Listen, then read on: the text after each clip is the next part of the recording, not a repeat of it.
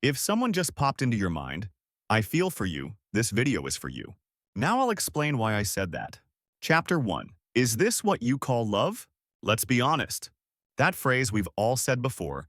I'm not exactly happy, but I'm used to it now. Look, this phrase isn't romantic.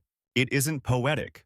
It's purely a survival reflex, because sometimes, rather than being happy, people cling to what's familiar, even when they know it hurts them. And we call this love, because the truth is a little too hard to bear. Chapter 2. I got a message, I'm happy. You wake up in the morning, phone in hand. Before you even open your eyes, you're checking for notifications. No messages. Your heart sinks a little. Did something happen? You wonder. Then you get a message. I overslept. And suddenly, everything is fine. Your whole day brightens up. This is where you need to stop. This isn't love. This is just your brain's reward system. It's not a person making you happy. A notification made you happy. Wait a second. Do you love the person or just the message? Chapter 3.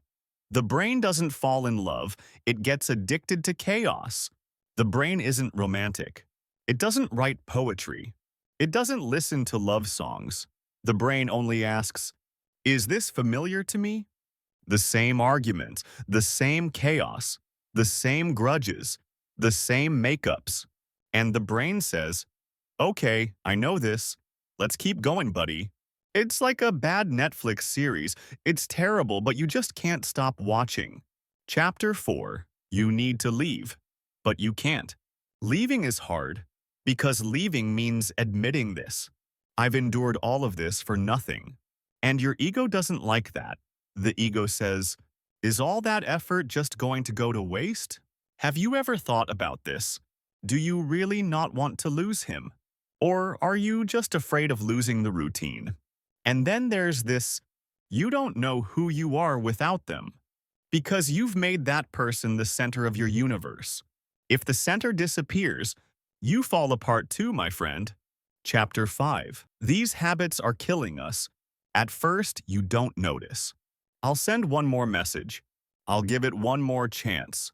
But over time, things start to fade. You see your friends less, the laughter becomes rare. And one day you realize the relationship is stalling, and you are fading away. This isn't love. This is a slow disappearance. Chapter 6. Why do you want more when they pull away? Deep down, you know that closeness is calm.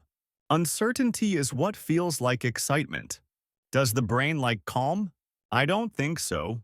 If there is uncertainty, the brain starts working overtime. That's why you lose your mind when their interest wanes. That's why you romanticize the ones who distance themselves. This isn't love.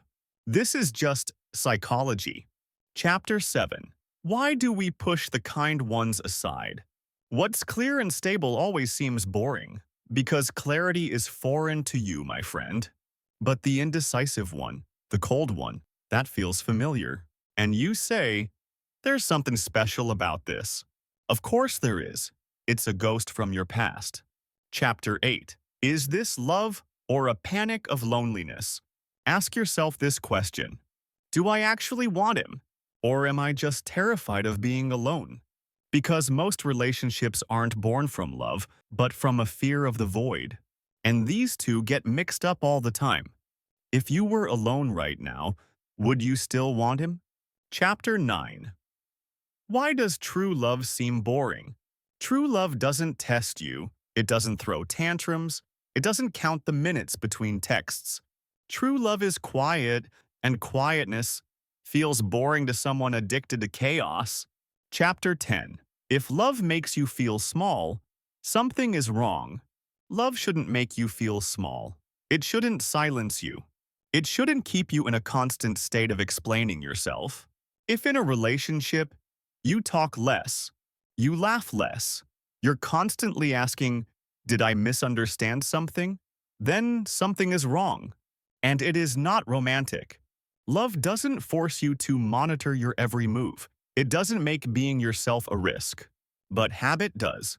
Habit says, just be patient a little longer. Put up with it one more time. If these are your internal dialogues, it's not love, it's fear. And no matter how much you are loved in a place where you can't be yourself, that place doesn't belong to you, my friend.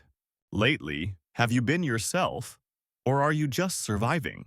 Chapter 11. Don't lie to yourself. Now be honest, not with me, with yourself. Maybe it will get better. Maybe it's just a phase. Maybe I'm overreacting. If you're saying these things, it's not love. It's procrastination, my friend. Because people don't make excuses when they truly feel loved. If you are constantly having to convince yourself, it's because something is broken.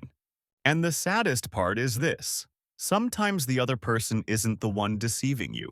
You are deceiving yourself. Because facing the truth feels scarier than being alone. Chapter 12. Love isn't hard. We're just clinging to the wrong thing. Maybe the problem isn't love. Maybe the problem is your definition of it. Love doesn't ask you to give up on yourself. It doesn't ask you to shrink.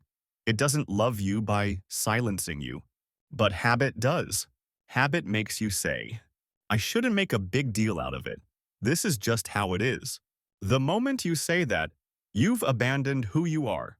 And most people think, I lost someone. No! You lost yourself in that relationship. That's why endings are hard. It's not the person you're mourning. It's the version of yourself you left behind. Now ask yourself, am I missing a person or just the emptiness I've grown used to? You might not like the answer, but that's exactly where the truth begins. Before you close this video, ask yourself one thing. Who do I love? Or what have I just gotten used to? If this question is stuck in your head, then you already know the point I'm trying to make. Leave one word in the comments, love or habit.